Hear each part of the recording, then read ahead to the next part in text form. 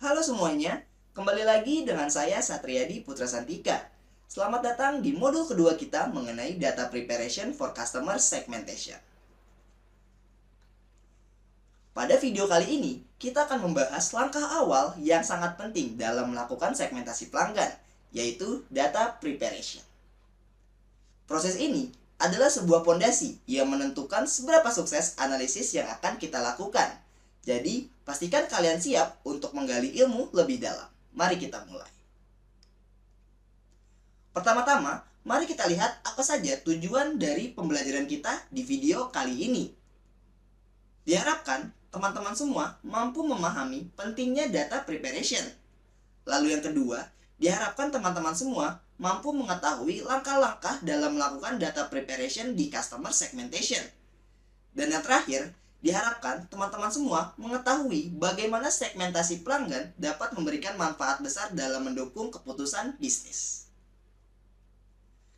Berikut ini adalah beberapa poin penting yang akan menjadi fokus utama kita dalam video kali ini. Yang pertama adalah data preparation, dan yang kedua adalah langkah-langkah dalam melakukan data preparation di customer segmentation. Sebagai langkah awal, teman-teman semua harus memahami apa itu data preparation. Jadi, apa sih sebenarnya data preparation itu? Data preparation adalah sebuah proses mengumpulkan, mengkombinasikan, menyusun, dan mengatur agar data siap untuk dianalisis. Kalau diibaratkan, ini sama halnya dengan kita menyiapkan sebuah bahan masakan untuk memasak. Kalau bahan yang kita gunakan segar dan berkualitas, tentu saja masakan kita akan jauh lebih enak. Sama halnya dengan analisis data, di mana kualitas segmentasi yang kita dapatkan sangat bergantung pada kualitas data yang kita miliki. Proses dalam data preparation itu mencakup pre-processing data, seperti cleaning, handling missing data, integration, transformation, dan juga scaling. Cukup banyak bukan? Nah, tapi tenang saja, karena kita akan membahasnya satu persatu di slide berikutnya. Tetapi sebelum itu, saya ingin teman-teman semua memahami mengapa data preparation itu sangat penting. Nah, data yang berkualitas dapat membantu kita menciptakan segmentasi pelanggan yang efisien dan dapat diandalkan. Tentu saja, jika kita memiliki high quality data atau data yang berkualitas tinggi, dapat menciptakan sebuah efisien dan actionable dalam customer segmentation. Lalu, tentu saja data harus dalam format yang sesuai untuk melakukan customer segmentation. Dan tentu saja, kita perlu memastikan bahwa data yang kita miliki sudah relevan dengan kriteria segmentasi, seperti atribut demografis, perilaku, atau financial attribute. Dengan data yang baik, kita bisa membuat sebuah keputusan bisnis yang lebih tepat sasaran. Setelah teman-teman semua memahami pentingnya data preparation, selanjutnya teman-teman akan diminta untuk memahami langkah-langkah dalam melakukan data preparation. Baiklah, sekarang kita akan masuk ke langkah-langkah praktis dalam melakukan data preparation. Ada 4 langkah utama yang perlu teman-teman semua ketahui. Untuk langkah yang pertama adalah understand the business objective atau memahami tujuan dari sebuah bisnis. Lalu yang kedua adalah melakukan data gathering atau mengumpulkan data. Lalu yang ketiga adalah melakukan exploratory data analysis. Dan yang keempat adalah melakukan data pre-processing, yang akan kita bahas lebih detail di slide selanjutnya. Langkah pertama adalah memahami tujuan dari sebuah bisnis. Sebelum kita terjun ke aspek teknis, kita harus tahu dulu apa yang ingin dicapai dari sebuah bisnis. Apakah untuk meningkatkan kampanye pemasaran? Untuk mempersonalisasi pengalaman pelanggan? Atau mungkin untuk meningkatkan penjualan?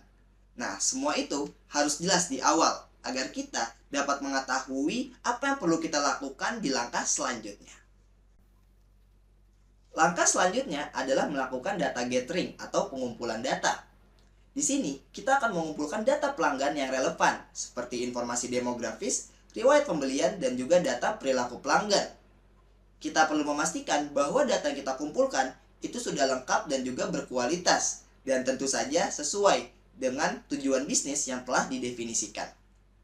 Berikut ini adalah beberapa fitur pada data pelanggan yang digunakan untuk melakukan customer segmentation, seperti customer ID yang merupakan karakteristik unik dari sebuah pelanggan, kemudian terdapat sebuah age atau umur pelanggan, terdapat gender atau jenis kelamin pelanggan, terdapat annual income atau pendapatan per tahun dari tiap customer, dan juga terdapat transaction atau banyaknya transaksi yang dilakukan. Langkah ketiga adalah melakukan exploratory data analysis atau disingkat EDA. EDA ini adalah sebuah proses mengeksplorasi data untuk memahami pola, hubungan, dan juga distribusi data sebelum melakukan segmentasi. EDA ini sangat penting untuk memberikan kita wawasan awal yang akan membimbing kita di tahap selanjutnya. Hal-hal yang biasanya dilakukan dalam exploratory data analysis itu adalah memahami distribusi data, menganalisis korelasi antar variabel, mengidentifikasi pola dan juga tren awal dari data, dan yang terakhir adalah mendeteksi outlier atau anomali dari data yang kita miliki. Selanjutnya, langkah terakhir atau langkah yang keempat adalah melakukan data pre-processing. Data pre-processing adalah sebuah langkah yang sangat penting dalam proses data preparation, karena disinilah kita benar-benar memastikan bahwa data yang kita gunakan sudah bersih, terstruktur, dan siap digunakan untuk analisis. Langkah pertama dalam data pre-processing adalah data cleaning. Pada tahap ini, kita menghapus atau memperbaiki data yang tidak akurat, tidak relevan, atau rusak agar dataset menjadi lebih berkualitas. Contoh-contoh yang dapat kita lakukan dalam data cleaning adalah seperti removing duplicates, removing irrelevant observation and error, removing unnecessary column, handling inconsistent data, dan handling outliers dan juga noise. Setelah kita memastikan bahwa dataset yang kita miliki sudah bersih, langkah selanjutnya adalah melakukan handling missing value, di mana pada tahap ini kita mengisi nilai yang hilang untuk menjaga agar dataset yang kita miliki tetap lengkap. Kita dapat melakukannya dengan menghapus baris atau kolom yang tidak digunakan, atau dapat juga melakukan value imputation untuk mengisi nilai yang hilang. Selanjutnya adalah melakukan data integration, di mana kita mengkombinasikan data dari berbagai sumber untuk menciptakan sebuah dataset yang lengkap dan juga konsisten. Kita dapat melakukannya dengan menyamakan sebuah format, menggabungkan dataset, dan juga menyelesaikan konflik data. Dengan integrasi ini, data akan menjadi lebih lengkap dan siap untuk dianalisis. Berikutnya, kita akan masuk ke dalam tahapan data transformation, di mana kita memodifikasi data agar lebih cocok untuk dianalisis. Proses-proses dalam data transformation mencakup fitur construction, handling skewness, dan juga data scaling, di mana untuk data scaling dilakukan untuk memastikan bahwa seluruh fitur yang kita gunakan sudah memiliki skala yang sama untuk memudahkan proses segmentasi. Lalu yang selanjutnya ada data reduction, di mana kita mengurangi dimensi atau ukuran dari dataset yang kita miliki tanpa menghilangkan informasi penting dari dataset tersebut. Proses-proses yang dapat kita lakukan dalam tahapan data reduction adalah removing dependent variables, feature selection, atau melakukan principal component analysis atau PCA. Setelah teman-teman semua memahami langkah-langkah dalam data preparation, kita akan langsung masuk ke dalam sesi hands-on-nya. Oke teman-teman, selamat datang di hands-on data preparation for customer segmentation, di mana di sini saya menggunakan Google Colab ya teman-teman, agar teman-teman semua dapat dengan mudah nantinya mengakses kode ini. Di sini kita menggunakan bahasa pemrograman Python. Mungkin saya tidak akan menjelaskan secara detail ya satu persatu mengenai kode yang dituliskan pada hands-on kali ini, tetapi saya akan menjelaskan intinya saja teman-teman karena keterbatasan durasi. Nah, langkah pertama, teman-teman semua perlu mengimportkan libraries yang dibutuhkan ya teman-teman. Mulai dari Pandas, Matplotlib, Seaborn, sampai Scikit-learn teman-teman. Nah, kemudian teman-teman perlu meload datasetnya ya teman-teman. Nah, ini adalah data yang kita miliki ya teman-teman. Terdapat fitur customer ID, gender, age, annual income, dan spending score. Lalu berikutnya kita akan melakukan exploratory data analysis ya. Nah, di sini dapat dilihat nih dari histogram ini ya teman-teman ya, dimana kita melihat distribusi data di sini teman-teman ya.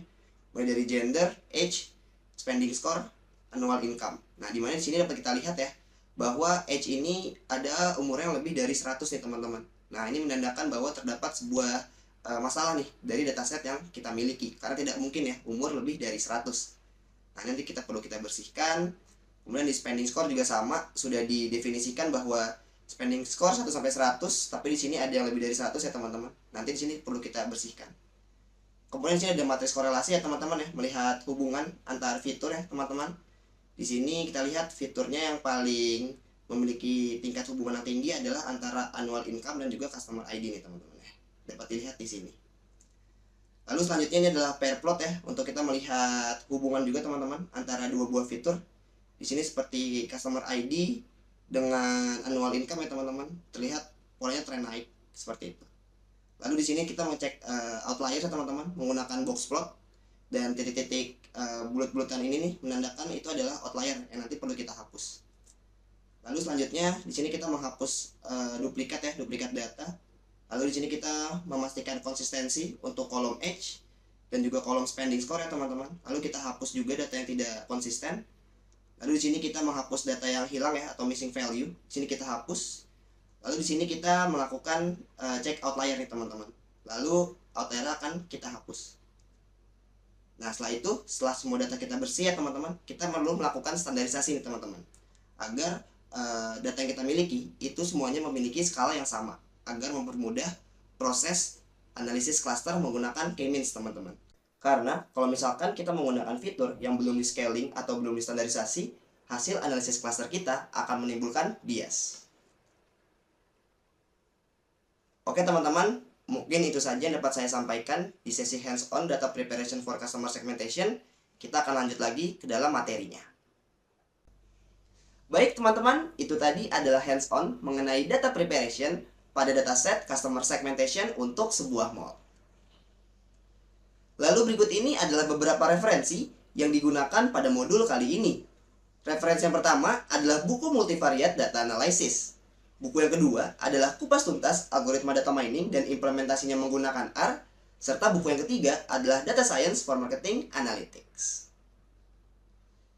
Baik teman-teman, itulah akhir dari video kita kali ini, di mana teman-teman semua telah mempelajari apa itu data preparation, pentingnya data preparation, kemudian teman-teman semua telah mengetahui langkah-langkah dalam melakukan data preparation, serta mengimplementasikannya dengan menggunakan dataset customer segmentation untuk sebuah mall. Oke teman-teman, itulah akhir dari video kita kali ini. Semoga ilmu yang teman-teman semua dapatkan dapat bermanfaat di kemudian hari. Pada video berikutnya, kita akan mempelajari bagaimana cara menentukan jumlah cluster yang paling optimal dengan menggunakan metode elbow. Terima kasih teman-teman telah menonton video ini. Sampai jumpa di video selanjutnya.